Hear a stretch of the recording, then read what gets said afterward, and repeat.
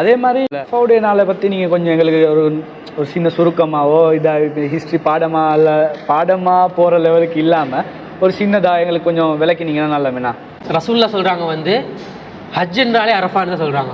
அரஃபாவுக்கு மிகப்பெரிய சிறப்பு ஒன்று இருக்குது. இப்போ இந்த அரஃபாவுடைய சிறப்பை பேசுறதுக்கு முன்னால் ஒரு சிறப்பத்தை நாங்கள் பேசுகிறோம்.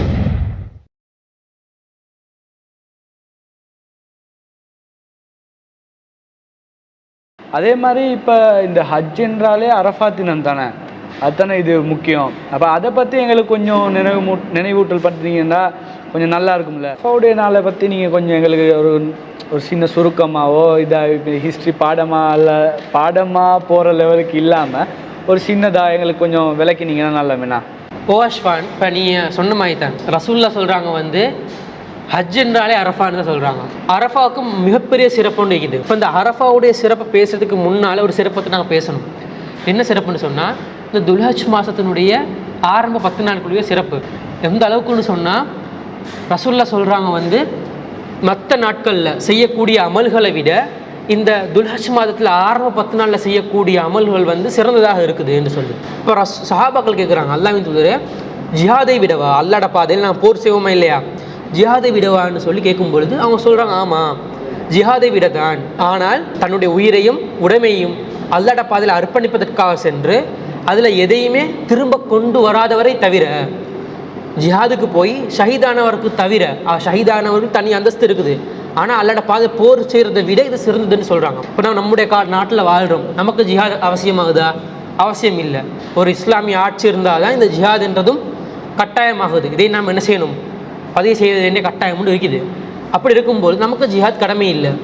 இந்த ஜிஹாதை விட சிறந்த ஒரு நன்மை அடையக்கூடிய ஒரு ஷார்ட்கட்டாக இப்போ துல்ஹஜுடைய ஃபஸ்ட் ஆரம்ப 10 நாட்கள் இருக்குது. அப்போ என்ன செய்யணும்னு சொன்னால் இந்த 10 நாட்கள் நாம் அதிகமாக நல்ல அமல்களில் ஈடுபடணும். அல்லாஹ்வும் குர்ஆனில் என்ன சொல்கிறான்னு சொன்னால் வல் ஃபஜ்ர், ஃபஜ்ர் மீது சத்தியமாக, வலையாலின் அஷ்ர் 10 இரவுகள் மீது சத்தியமாகன்னு சொல்லி சொல்கிறாங்க. இந்த 10 இரவுகள் என்னென்ற சம்பந்தமாக டிரெக்டாக நேரடியாக எந்த ஒரு அதிசயம் என்ன செய்யலை, இடம்பெறல, குர்ஆன்லேயும் இல்லை.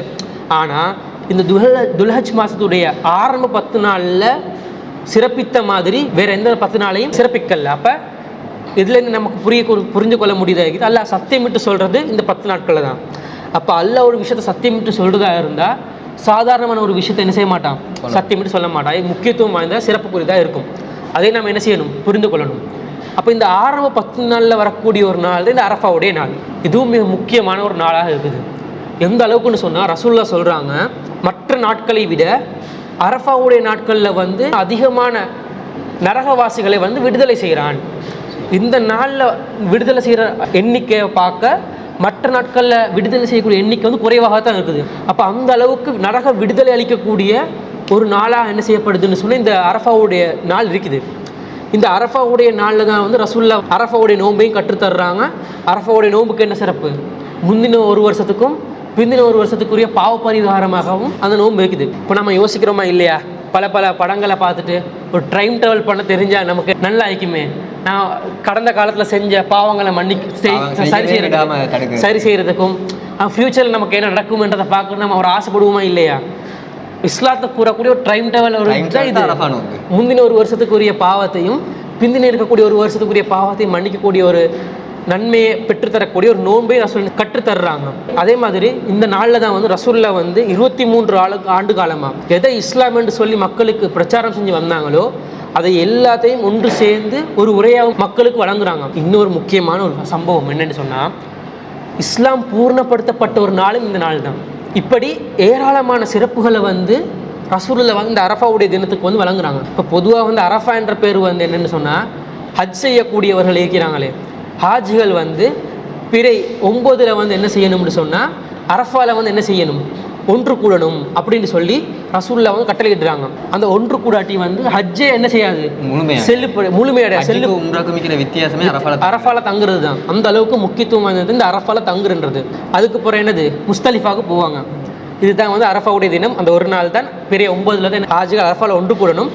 ஹாஜிகள் அல்லாதவங்க என்ன செய்யணும், நோவு பிடிக்குமாறு என்ன செய்கிறாங்க, ரசூலுல்லாஹ் வந்து வலியுறுத்துறாங்க. இதுதான் வந்து அரஃபா சம்பந்தமான ஒரு விளக்கமாக இருக்குது. ஷோர்ட்டாக முடிச்சுட்டு நினைக்கிறேன் நான். அல்ஹம்துலில்லாஹ் ரஹீம், நீங்கள் இவ்வளோ விஷயம் சொல்லி தந்தீங்க, எங்களுக்கு தெரியாத நிறைய விஷயத்த சொல்லி தந்தீங்க. அப்போ அப்துல்லா அதை பற்றி எங்களுக்கு கொஞ்சம் சொல்லி தர்றீங்களா, அது என்னது, ஹஜ்ஜத்துல் வதால என்ன நடந்த, அங்கே என்ன நடந்துச்சு, அது ஏன் அவ்வளோ சிறப்பு இதாக நடந்துச்சு அப்படின்னு கொஞ்சம் சொல்லி தர்றீங்களா? நான் வந்து உங்களுக்கு ஒரு வரலாற்று சம்பவத்திலேருந்து இந்த அரஃபா இறுதி பேருடைய தொடங்குறேன். கலீஃபா உமர் அவர்களுடைய ஆட்சி காலம்.